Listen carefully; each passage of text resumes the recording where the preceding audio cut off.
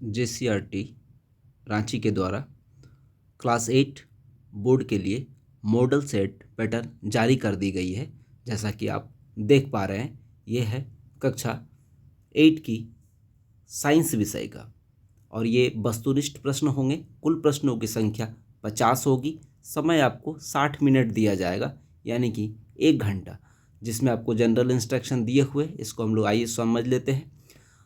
आपको अपने प्रॉपर दिए हुए स्थान पर नाम, roll number, registration number, date of examination, seating, faculty वगैरह लिखना है। OMR शीट पे स्पेस जो प्रोवाइड किया गया उसमें आपको जो सिग्नेचर का है जगह, वहाँ सिग्नेचर भी करना है। इस प्रकार से जब आप उसको OMR शीट को कंप्लीट कर लीजिएगा, उसके बाद प्रश्नों को हल करेंगे। सभी प्रश्न अनिवार्य है। प्रत्येक प्रश्न का उत्तर 1 अंक का है और कुल प्रश्न की संख्या 50 है और 50 प्रश्न जो प्रश्न होंगे, हर एक प्रश्न का 4 उत्तर होगा। उसमें से कोई एक उत्तर सही होगा। जो सही उत्तर होगा उसको काले या नीले बॉल पॉइंट पेन से ही गोले को कलर अच्छी तरीके से करना है। इसमें पेंसिल से कलर नहीं करना है। पेंसिल का प्रयोग वर्जित है, यानी कि पेंसिल का प्रयोग नहीं करना। पेन लेके जाना है, ब्लू या ब्लैक पेन, और उसी से आपका जो सही उत्तर होगा उसको कलर कर देना है, गोल कर देना है। और परीक्षा से जब आप निकलिएगा तो OMR शीट उसको बोलते हैं, जो आंसर शीट है आपका, वो आप अपने वहाँ जो प्रेजेंट रहेंगे शिक्षक, उनको लौटा देना है और आ जाना है। तो आइए हम लोग प्रश्न पर चलते हैं और प्रश्न को हल करते हैं। पहला प्रश्न है हमारा, भारत में प्रोजेक्ट टाइगर शुरू किया गया।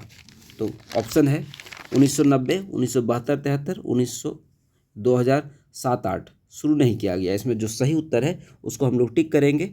ठीक है, तो सही उत्तर है हमारा बी नंबर, 1972-73 में भारत में प्रोजेक्ट टाइगर शुरू किया गया था। तो 72-73 में, तो बी नंबर सही उत्तर है। तो चलिए अब दूसरा प्रश्न है, सर्वप्रथम कोशिका की खोज किसने की है? कोशिका की खोज किसने की है? रॉबर्ट हुक ने किया। तो ए नंबर हो जाएगा। अगले प्रश्न की ओर चलते हैं। एक ऐसे मुलायम धातु जिसे चाकू से काटा जा सकता है, तो कौन सा धातु है जिसको आसानी से चाकू से काट सकते हैं? C number, sodium. तो सोडियम में हम लोग टिक कर देंगे। अगले प्रश्न की ओर चलते हैं। निम्नलिखित में से कौन सी ऐसी धातु है जिसके विद्युत लेपन के द्वारा किसी वस्तु की चमक को बढ़ाया जा सकता है? तो यह है लोहा, क्रोमियम, तांबा, एल्युमिनियम। जो सही है, तो सही कौन सा है? Chromium, B number. तो 4 का बी सही उत्तर है। क्रोमियम एक ऐसी धातु है जिसके विद्युत लेपन से किसी भी वस्तु की चमक बढ़ाई जा सकती है, जैसे कि आपके साइकिल का हैंडल, घंटी को चमकाया जाता है। अगले प्रश्न की ओर चलते हैं। 5 नंबर प्रश्न पर चलते हैं। संचरनी रोगों का सबसे प्रमुख कारक कौन है? संचरनी रोग, संचरनी रोग जो कौन है जो अब बहुत आसानी से एक आदमी से दूसरे आदमी में फैलता है? संचरनी रोग कौन? चींटी के द्वारा, ड्रैगन मक्खी के द्वारा, मकड़ी के द्वारा, या घरेलू मक्खी के द्वारा? तो बहुत कॉमन है। इसमें कौन सा होगा? घरेलू मक्खी। घरेलू मक्खी के द्वारा संचरनी रोग फैलते हैं बहुत तेजी से। ये संचरनी रोगों का सबसे मुख्य कारक है घरेलू मक्खी। अगले प्रश्न संख्या 6 पर चलते हैं। निम्न में से कौन सा जंतु जरायुज है? जरायुज का मतलब आप समझते हैं, अंडप्रजक और जरायुज होता है, 2 भाग में बांटते हैं। जो जंतु जो भी जंतु बच्चे जन्म देते हैं, सीधे बच्चे को जन्म देते हैं, उसे हम लोग जरायुज कहते हैं। जैसे कि इसमें मनुष्य है, मुर्गी, कौवा, बत्तख। तो जैसा कि आप जानते हैं, मुर्गी, कौवा और बत्तख जो है अंडे देते हैं, तो उन्हें हम लोग अंडप्रजक कहते हैं। तो जरायुज है मनुष्य, तो हम लोग यहाँ मनुष्य को टिक करेंगे। 6 का ए नंबर, 6 का ए नंबर जरायुज जंतु कौन है? मनुष्य। अगले प्रश्न की ओर चलते हैं। प्रश्न संख्या 7। शुष्क मौसम में बालों में कंघी करने पर वो बिखर जाता है, इसके कारण कौन सा बल उत्तरदायी है? कौन सा बल है? यह है, इसको हम लोग कहते हैं स्थिर वैद्युत बल, यानी कि 7 का बी नंबर। निम्नलिखित में से किस ईंधन का ऊष्मीमान सबसे अधिक होता है? ऊष्मीमान किसका अधिक होता है? यहाँ लकड़ी है, केरोसिन है, LPG और हाइड्रोजन है। तो हाइड्रोजन का होगा, तो हाइड्रोजन हमारा डी नंबर सही है। चलिए अगले प्रश्न पे चलते हैं। इनमें कौन सा गुणसूत्र शिशु के नर लिंग का निर्धारण करता है? जैसा कि आप जानते हैं, नर लिंग का निर्धारण करने के लिए XY होना चाहिए। तो 9 का ए नंबर XY। यहाँ एक और चीज़ जान लीजिए, अगर नर के जगह आपका रहता मादा लिंग तो यानी कि XX होता, और नर शिशु चाहिए तो XY, उसका नर शिशु का लिंग निर्धारण XY करता है। चलिए अगले प्रश्न की ओर चलते हैं। प्रश्न संख्या 10 नंबर पे चलते हैं। मानव नेत्र में वस्तु का प्रतिबिंब किस भाग पर बनता है? तो हम लोग जानते हैं कि मानव नेत्र में वस्तु का जो प्रतिबिंब होता है, जिसको हम लोग देखते हैं, वह रेटिना पर बनता है। तो 10 का ए नंबर रेटिना। खरीफ फसल का उदाहरण है। खरीफ फसल होता है बारिश के मौसम में। खरीफ बारिश में कौन सा फसल होता है? तो खरीफ फसल होता है आपका धान। तो हम धान पर टिक करेंगे। इसका सही उत्तर धान है। खरीफ फसल यानी कि धान। प्रश्न संख्या 12 पर चलते हैं। सौर परिवार में कितने ग्रह हैं? तो जैसा कि आप लोग जानते हैं, अब ऑप्शन में है 8, 9, 10 और 7। तो अभी वर्तमान में हम लोग जानते हैं कुल 8 ग्रह है। तो हमारा 8 ग्रह, यानी कि सौर परिवार में कितने ग्रह हैं? ए नंबर 8 ग्रह। चलिए अगले प्रश्न की ओर चलते हैं। घर्षण। घर्षण हमेशा कैसा होगा? हानिकारक होगा, लाभदायक होगा? ना हानिकारक और ना लाभदायक। कुछ मामले में हानिकारक तथा कुछ मामले में लाभदायक। तो इसका सही उत्तर क्या होगा? कुछ मामले में हानिकारक तथा कुछ मामले में लाभदायक, यानी कि 13 का डी नंबर होगा। पैराशूट बनाने में किस रेशे का उपयोग होता है? तो हम लोग जानते हैं कि इसमें नायलॉन का उपयोग होता है। तो आपका उत्तर होगा 14 का बी नायलॉन। नायलॉन का इस्तेमाल हम लोग करते हैं पैराशूट का रेशा बनाने में। पैराशूट बनाने में किस रेशे का उपयोग? पैराशूट बनाने में यानी कि नायलॉन का इस्तेमाल हम लोग करते हैं। अगला प्रश्न पर चलते हैं। 15 नंबर पे। मानव के कानों के लिए श्रव्यतापरास क्या है? मानव के कानों के लिए तो वो 20 हर्ट्ज से 20,000 हर्ट्ज होता है। तो 15 का ए नंबर 20 हर्ट्ज से 20,000 हर्ट्ज। अगले प्रश्न। किस यंत्र के उपयोग से भूकंप की तरंगों को रिकॉर्ड किया जाता है? भूकंप जब आता है तो उसको किस तरंग से, भूकंप का जो तरंगों को रिकॉर्ड किया जाता है, किस यंत्र से हम लोग करते हैं? किस यंत्र से करते हैं भूकंप को? तो ये भूकंप लेखी जो यंत्र होता है उससे करते हैं। तो भूकंप लेखी यंत्र के द्वारा हम लोग भूकंप की तरंगों को रिकॉर्ड करते हैं। अगले प्रश्न की ओर चलते हैं। विश्व तापन का प्रमुख कारण है। कार्बन डाइऑक्साइड की मात्रा जब बढ़ जाती है तो विश्व तापन माने गर्मी बढ़ती है, उससे उष्णता बढ़ती है। तो कार्बन डाइऑक्साइड CO2 यानी कि कार्बन डाइऑक्साइड की बढ़ती मात्रा, ये 17 का डी नंबर है। अगले प्रश्न 18 पर चलते हैं। संकटापन्न प्रजाति है, कौन सा प्रजाति है जो लुप्त होने वाला है या संकट में है? वो संख्या कम है। तो हम लोग जानते हैं कि यहाँ घोड़ा, गाय, कुत्ता, बाघ। तो सबसे कम पाया जाने वाला जीव जो है बाघ है, जो धीरे धीरे घटते जा रहे, तेजी से उसकी संख्या घट रही है। संकटापन्न प्रजाति इसको हम लोग कहते हैं। अगले प्रश्न। जंतु कोशिका में क्या अनुपस्थित होता है? देखिए जंतु कोशिका में कोशिका झिल्ली, केंद्रक, कोशिका भित्ति, जीव द्रव्य, कौन सा होगा? तो आप जानते हैं कि जंतु कोशिका में कोशिका भित्ति यानी कि C नंबर जो है अनुपस्थित होता है। अब हम लोग 20 नंबर पर चलते हैं, 20 नंबर पे। जल के शुद्धिकरण में किस अधातु का उपयोग करते हैं? तो आप जानते हैं कि जल को साफ करने के लिए क्लोरीन का इस्तेमाल होता है। जल का क्लोरीन से साफ होता है, शुद्धिकरण होता है। 20 का बी नंबर। उसके बाद हम लोग चलते हैं अगले प्रश्न पे। विश्व के पहले प्रतिजैविक का नाम क्या है? तो सबसे पहला प्रतिजैविक जो बना था यानी कि एंटीबायोटिक, वो बना था आपका पेनिसिलिन। डी नंबर 21 का डी नंबर। प्रश्न संख्या 22 पे चलते हैं। पानी में हाइड्रोजन एवं ऑक्सीजन का जो अनुपात होता है कितना होता है? जिससे इसका जो सूत्र होता है H2O, यानी कि H यानी कि हाइड्रोजन पहले 2 है और ऑक्सीजन 1 अनुपात है। तो इसका कौन सा हो जाएगा आप बताइए? 2:1 यानी कि 2:1। हाइड्रोजन के 2 अणु होते हैं और ऑक्सीजन 1 अनुपात में होता है। तो 2:1 यानी कि 22 का ए नंबर। निम्न में से किस जीव में द्विखंडन द्वारा जनन होता है? हाइड्रा है, पैरामीशियम है, अमीबा है, बैक्टीरिया है। तो अमीबा द्विखंडन के द्वारा अपना जनन करता है। तो अमीबा 2 भाग में बढ़ जाता है, इसलिए हम लोग उसको द्विखंडन कहते हैं। अगला प्रश्न पर चलते हैं 24 नंबर। द्रव का दबाव गहराई के बढ़ने से क्या होगा? द्रव का दबाव गहराई के साथ ही क्या होता है, बढ़ता है, घटता है, बढ़ता है, कोई प्रभाव नहीं है, इनमें से कोई नहीं। तो वह जैसे ही गहराई बढ़ेगा उसका दबाव बढ़ता है। द्रव का दबाव गहराई के बढ़ने से क्या होगा, बढ़ता है, यानी कि 24 का बी नंबर होगा। अगले प्रश्न की ओर चलते हैं, 25 नंबर। ईंधन के उष्ण मान का मात्रक क्या होता है? तो ये किलो जूल प्रति केजी होता है। किलो जूल प्रति केजी कहाँ है?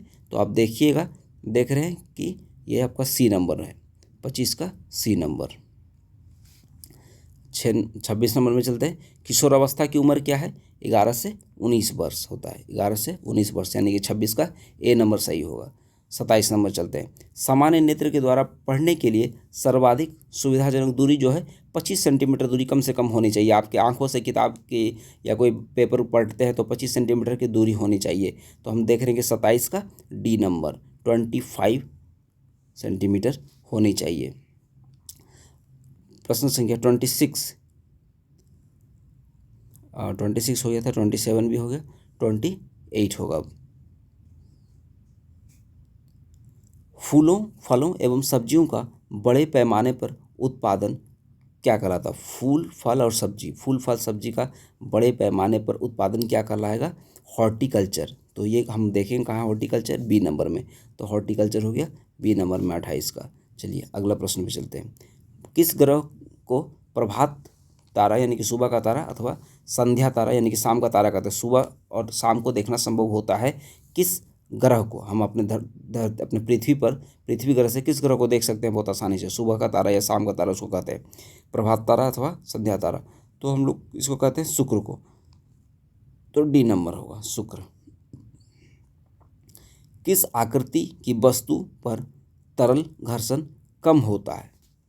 तो किस पर होगा, कैसा रहेगा? नौकाकार रहेगा तो आसानी से वो, जैसे कि नौकाकार जो होता है आसानी से तरल यानी कि पानी पे तैरता है, तो नौकाकार, इसको हम लोग बोलते हैं नौकाकार। 30 नंबर का सी नौकाकार। चलिए अगला प्रश्न चलते 31। पदार्थ जो प्राकृतिक प्रक्रिया जैसे जीवाणु के द्वारा अपघटित होता है क्या कहलाता है? क्या कहलाता है? जैव निम्नीकरण कहलाता है। ऐसे पदार्थ जो प्राकृतिक प्रक्रिया जैसे जीवाणु द्वारा वो धीरे धीरे नष्ट हो जाता है, खत्म हो जाता है, मिट्टी में मिल जाता है, तो उसको हम लोग बोलते हैं जैव निम्नीकरण, यानी कि जैव निम्नीकरण यानी कि ए नंबर। ध्वनि की प्रबलता किस कारक पर निर्भर करती है? ध्वनि की प्रबलता उसके आयाम पर निर्भर करती है। ध्वनि की प्रबलता किस कारक पर निर्भर करती है? तो यह आयाम यानी कि बी नंबर। चलिए अगले प्रश्न में चलते हैं 33 पे। विपरीत आवेश के बीच क्या होगा? विपरीत आवेश एक पॉजिटिव है तो एक नेगेटिव है, तो वहाँ पे क्या होगा? तो जरूर आकर्षण होगा, विपरीत है इसलिए। विपरीत जब आवेश रहेगा, अगर धनात्मक है अगर ऋणात्मक है, तो उसके प्रति जो है हमेशा ही आकर्षण होगा। तो यह हमारा ए नंबर। हरित गृह प्रभाव और वैश्विक तापन के लिए मुख्य रूप से उत्तरदायी गैस कौन सा है? कौन सा ऐसा गैस है जिसके कारण विश्व तापन भी बढ़ता है और हरित गृह प्रभाव भी होता है? तो हम लोग जानते हैं कि ये इसमें आपका कार्बन डाइऑक्साइड ऑप्शन में है, कार्बन डाइऑक्साइड तो होता ही होता है, और मीथेन भी ऑप्शन में है, और यहाँ दोनों भी लिखा हुआ है। तो ये जो दोनों गैस है इसके लिए जिम्मेवार है, यानी कि हम लोग दोनों में ही सी नंबर में तब टिक कर देंगे। ग्रीन हाउस इफेक्ट बोलते हैं इसको, और वैश्विक तापन के लिए दोनों ही गैस समान रूप से जिम्मेवार है। चलिए अगले प्रश्न पे अब चला जाए। प्रश्न संख्या 35। वह पुस्तक जिसमें सभी संकटापन्न प्रजातियों का रिकॉर्ड रखा जाता है क्या कहलाता है? उसको हम लोग क्या बोलते हैं? उसको हम लोग रेड डाटा बुक बोलते हैं। रेड डाटा बुक में क्या होता है कि जितने भी संकटापन्न प्रजाति जो लुप्त होने वाली है, संख्या बहुत कम है उन लोगों का, वैसे हम लोग जंतुओं को प्रजातियों को उसमें रिकॉर्ड रखा जाता है, उसको रेड डाटा बुक बोलते हैं, यानी कि 35 का डी नंबर। चलिए अगले प्रश्न 36 पे चलते हैं। उससे पहले अगर आपने अभी तक हमारे चैनल को सब्सक्राइब नहीं किया तो सब्सक्राइब कर लीजिएगा, क्योंकि आने वाले समय में आपको यह उपयोगी साबित होगा। कई इन्फॉर्मेटिव वीडियो आएगा जिससे आपको एग्ज़ाम में सहायता मिलेगा तैयारी करने के लिए। निम्न में से कौन सा पदार्थ जीवाश्म ईंधन है? जीवाश्म ईंधन कौन है? जीवाश्म ईंधन सौर ऊर्जा, परमाणु ऊर्जा, जल ऊर्जा और कोयला। जो कभी जीवित था वो मर गया है और उसके बाद वह हम लोग उसको ईंधन के रूप में इस्तेमाल करते हैं। तो इसमें से कौन सा है? सौर ऊर्जा नहीं हो सकता, परमाणु ऊर्जा नहीं हो सकता, जल ऊर्जा नहीं हो सकता, कोयला ही हो सकता है। जीवाश्म ईंधन कोयला को हम लोग पेट्रोलियम भी होता है, कोयला भी होता है, तो यहाँ हमारा ऑप्शन में है कोयला। तो हमारा कोयला सही उत्तर होगा। कोयला जो है हम लोग कोयला को जीवाश्म ईंधन बोलते हैं। अगले प्रश्न की ओर चलते हैं। कोशिका में कोशिका द्रव्य के बीच खाली संरचना होती है जिसे हम लोग क्या कहते हैं? रिक्तिका कहते हैं। खाली जगह को रिक्तिका, वैक्यूल्स, वैक्यूल कहते हैं इसको हम लोग, रिक्तिका। चलिए अगले प्रश्न पे चलते हैं। कौन सी अधातु कमरे के ताप पर भी वायु के साथ अभिक्रिया करती है? कौन सी है? तो श्वेत फास्फोरस जो है बहुत तेजी से अभिक्रिया करती है। कौन सी जो अधातु है जो कमरे के ताप पर वायु के साथ अभिक्रिया कर लेती है? श्वेत फास्फोरस। इसलिए इसको हम लोग खुले में वायु में नहीं रखते हैं, इसलिए हम लोग इसको टिक कर देंगे श्वेत फास्फोरस, व्हाइट फास्फोरस। चलिए किण्वन की प्रक्रिया की खोज किसने की थी? किण्वन की खोज किसने की थी? किण्वन की खोज लुईस पास्चर ने किया था।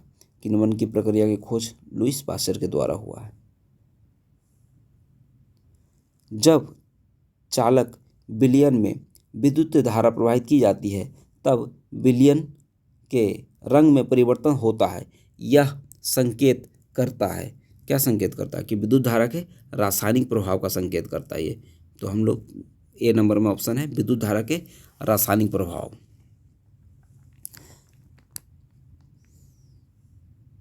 विश्व में सर्वप्रथम एक भेड़ का क्लोन विकसित किया गया था। उस विश्व इंडिया की बात नहीं हो रही, यहाँ बात हो रही है विश्व में। तो कौन एक सा जो भेड़ का क्लोन तैयार किया गया था उसका नाम क्या था? उसका नाम सबसे पहले क्या रखा गया था? उसका नाम बारबी था, चार्ली था, डॉली था, सिम्बिया था। विश्व में सर्वप्रथम एक भेड़ का क्लोन विकसित किया गया था। तो आप अपने बुक में भी देख सकते हैं, यहाँ एक डॉली है, तो ऑप्शन में हमारा डॉली है, तो 41 का सी करेंगे हम लोग, डॉली। तरल है, कौन सा है? 42 में तरल है। ठोस एवं द्रव दोनों, द्रव एवं गैस दोनों, ठोस एवं गैस दोनों, इनमें से कोई नहीं, किसको बोलते हैं? द्रव एवं गैस दोनों को हम लोग तरल बोलते हैं। तरल जो है द्रव एवं गैस दोनों, सिर्फ ठोस को छोड़ दिया जाता है, तो द्रव एवं गैस दोनों को ही हम लोग तरल बोलते हैं। 42 का बी नंबर। अगला प्रश्न देखते हैं क्या है। तो विद्युत उपकरणों में लगी आग बुझाने के लिए सबसे अच्छा अग्निशामक क्या है? अगर घर के बिजली के तारों में वो जो वायर है आपका वायरिंग किया हुआ, उसमें अगर आग लग जाता है तो किस चीज़ से बुझाना सुरक्षित और सेफ रहेगा?